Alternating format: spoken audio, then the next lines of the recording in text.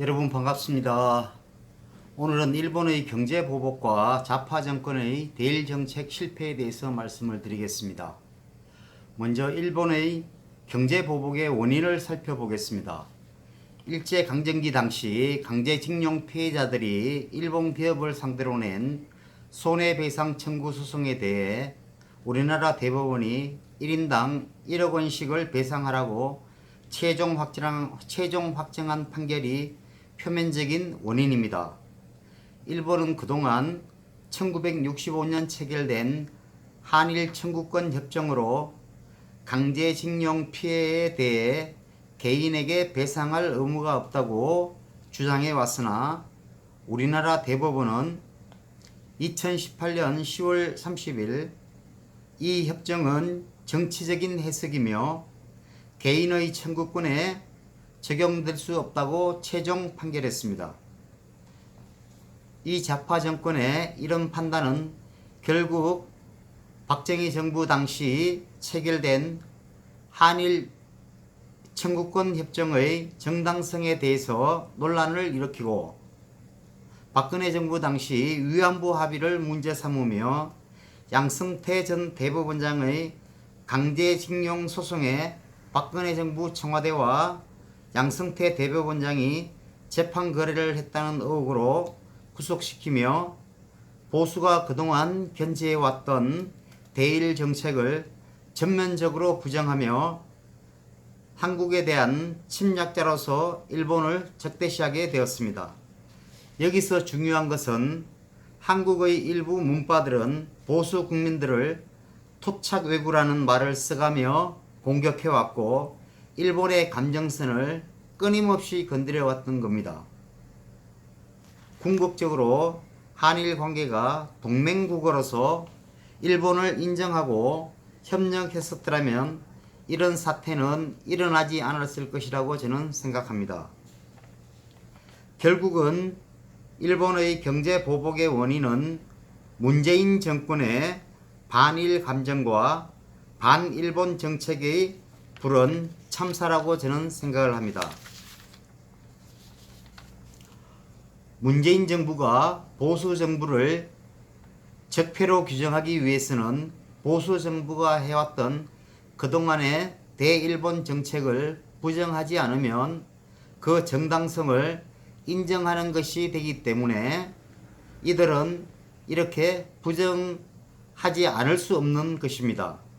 이렇게 끊임없이 분열을 부추기는 것은 결국은 보수의 역사적 정통성을 부정하고 이 나라를 좌우로 분열시켜서 권력의 힘으로 보수 우파를 괴멸시키고 장기 집권을 노리는 고도의 정치적 술수라는 판단이라고 저는 생각을 합니다. 지난번 청와대 회동에서 바른미래당 손학규 대표가 이번 사태의 근본 원인은 강제징용 판결인 만큼 그 부분을 해결하자. 어떻게 해결할 것이냐? 기금을 통해서 먼저 배상을 하고 이후에 구상권을 청구하는 방식을 제안을 했고 황교안 대표도 여기에 동의를 했습니다. 그런데 문제인은 피해자들이 동의를 하겠나? 과거 위안부 사태를 봤을 때 어렵다라고 분명히 반대 의사를 표시했습니다. 강제징용의 피해자들이 요구하는 것은 돈입니다. 대법원이 1인당 1억 원씩을 배상하라고 판결을 했으면 그렇게 기금 재단을 만들어서 1억 원씩 지급을 하면 되지 여기에 무슨 피해자들의 동의가 필요하다고 생각하십니까? 그리고 강제징용 문제에 왜 위안부 문제를 끌어들이는 것인지 저는 전혀 알 수가 없습니다. 이것은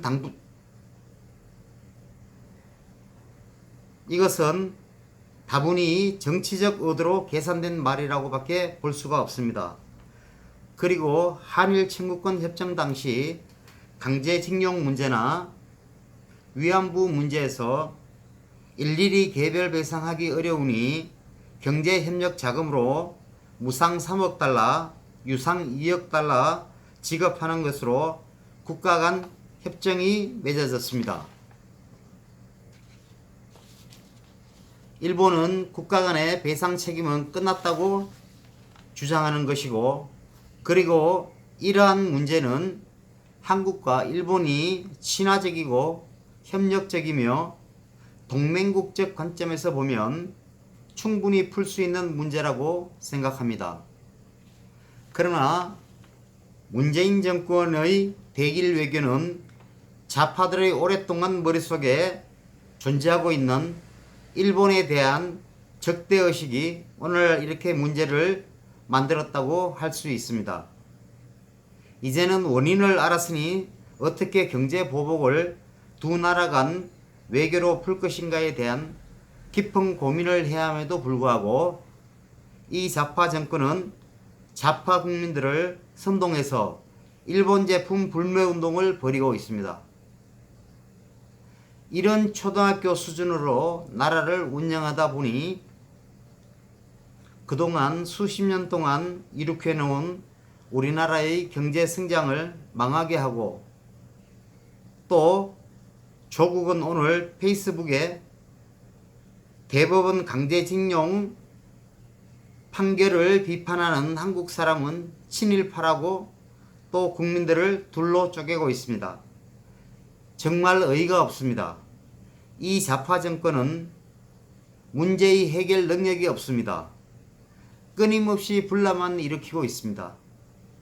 하루빨리 보수가 앞장서서 이 좌파들에게 욕을 먹더라도 경제 구국 운동을 벌여야 할 때라고 저는 생각합니다.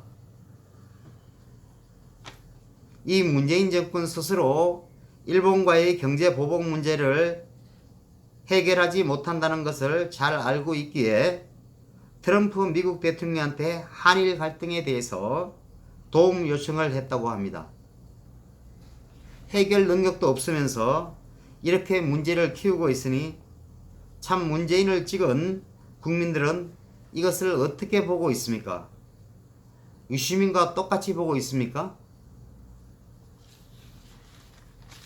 유시민은 이렇게 말했습니다.